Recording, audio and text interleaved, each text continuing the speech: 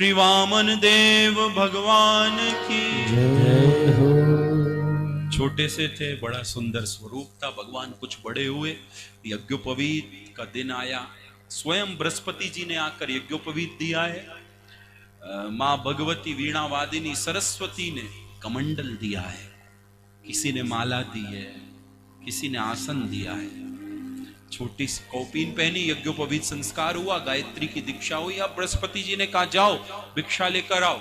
अब भिक्षा लेने जा रहे हैं। कहां? राजा बलि के यज्ञ में भिक्षा लेने जा रहे हैं। गए,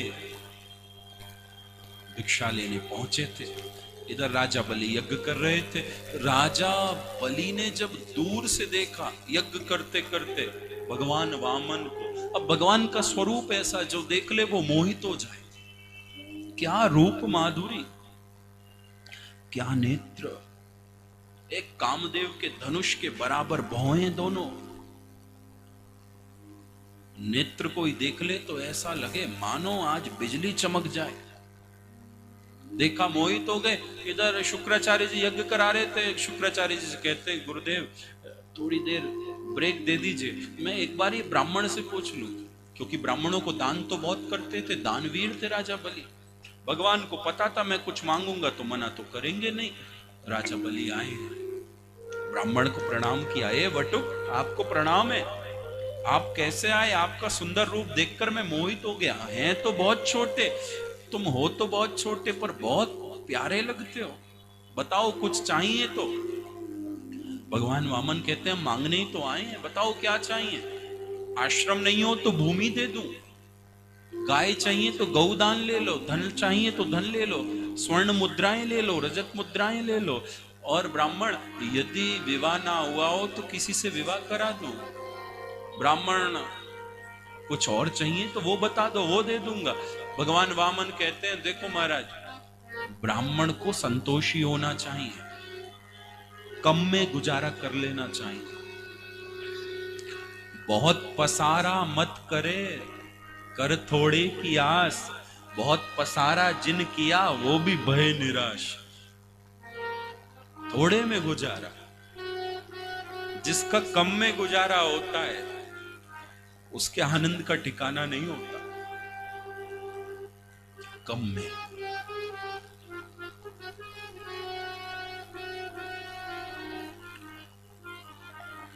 ब्राह्मण को संतोषी होना चाहिए। हमें तो बस तप करने के लिए 3 पग भूमि चाहिए, यदि दे सकते हो तो दे दो। राजा बलि कहते हैं ब्राह्मण तुम देखने में छोटे हो पर तुम्हारी बातें भी छोटी हैं। अरे राजा के पास आए हो, कुछ बड़ा मांग लो, जो कहोगे वो दे दूंगा। नहीं नहीं, हमें कुछ नहीं, हमें तो बस 3 पग भूमि दे दो। राजा बलि ने बहुत कहा, पर भगवान तो कहते हैं बस 3 पग भूमि। राजा बलि कहते हैं ठीक है 3 पग दी। भगवान वामन कहते हैं ऐसे नहीं दी, संकल्प करो। बिना संकल्प के दान नहीं माना जाएगा। वचन लो कि मैं दूंगा, मैं वचन देता हूं दूंगा, ऐसे नहीं, पहले संकल्प करो, जल हाथ में लो। जब ये कहा तो राजा बलि कहने लगे अरे 3 पग भूमि के लिए मैं मना करूंगा? 3 पैर भूमि बस, ये मना करूंगा? कोई अपनी बात से टल जाऊंगा? जब वचन दे दिया तो दे दिया। भगवान वामन कहते हैं ऐसे नहीं, संकल्प करो। तभी शुक्राचार्य जी समझ गए ये कुछ सामान्य नहीं लग रहा, छोटा सा है, देखने में सुंदर है, कुछ अटपटा है और बातें बिल्कुल अटपटी हैं। कुछ ठीक नहीं लग रहा, लगता है दाल में कुछ काला है। शुक्राचार्य जी उठकर आए, कौन है ये? बलि के कहने लगे सुनो राजा बलि, अभी संकल्प मत करना, मुझे कुछ गड़बड़ लगता है। ध्यान करके देखा तो ध्यान में सब समझ में आ गया, ये सामान्य नहीं है, ये वामन बनकर आया है, पर दुनिया का बाप है, दुनिया का बाप है। ये नारायण आया है वामन बनकर। राजा बलि से कहने लगे शुक्राचार्य जी, बेटा संकल्प मत करना, ये सब ठग लेगा, सबसे बड़ा ठगिया है, बहुत छलिया है, ये सब ले लेगा 3 पग में, संकल्प मत करना। राजा बलि कहते हैं गुरुदेव मैंने वचन ले लिया है। इधर भगवान वामन कह रहे हैं देखो राजन, देना हो तो दो, नहीं तो दानवीरों की लिस्ट से अपना नाम कटवा दो, ये कटवा दो कि तुम दानवीर हो। बलि राजा कहते हैं गुरुदेव मैंने संकल्प ले लिया है कि मैं दूंगा दान, मैं कैसे छोड़ सकता हूं। जब संकल्प ले लिया तो राजा बलि से शुक्राचार्य जी कहते हैं विष्णु है सब ले जाएगा, मेरी बात मान जा, मत देना, झूठ बोल दे, मैंने कोई वचन नहीं लिया। राजा बलि कहते हैं गुरुदेव आज मत रोको, यदि ये सामान्य ब्राह्मण है तो 3 पग भूमि लेकर चला जाएगा, और यदि सच में विष्णु है तो मुझसे बढ़कर भाग्यशाली कौन होगा। तीनों लोकों का पालनहार मेरे आगे याचक बना खड़ा है, मुझसे मांगने आया है, और मेरा भाग्य क्या होगा। नहीं माने, नहीं मैं तो दूंगा। शुक्राचार्य जी कहते मैं श्राप दे दूंगा, आप भले श्राप दो पर आज नहीं रुकूंगा, आज दूंगा। भगवान वामन कहते हैं जल्दी संकल्प लो।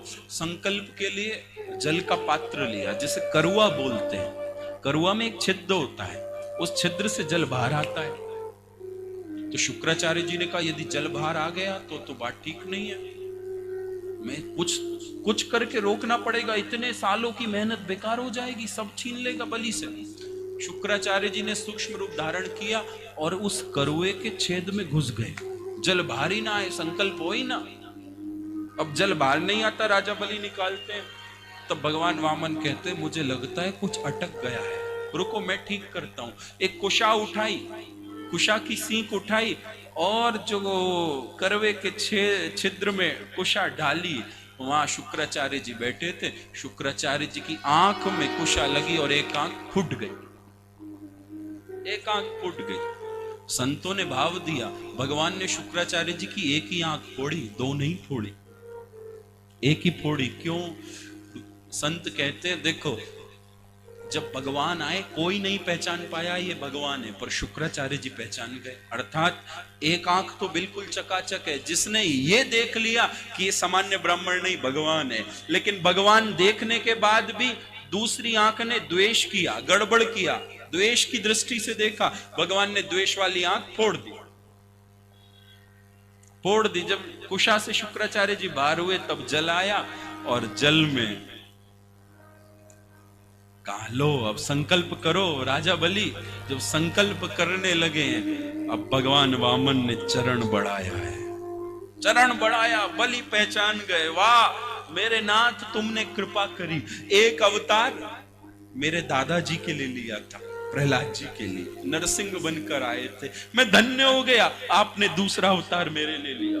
भगवान ने चरण बढ़ाया, एक चरण में पूरी पृथ्वी नाप ली, दूसरे चरण में ऊपर के 7 लोक नाप लिए। बलि के पास जो कुछ था सब भगवान ने ले लिया 2 ही चरण में। अब बलि से कहने लगे देखो बलि, तुमने कहा था 3 पग भूमि का संकल्प है तुम्हारा, 2 पग में मैंने सब ले लिया, ये तीसरा पग कहां रखूं?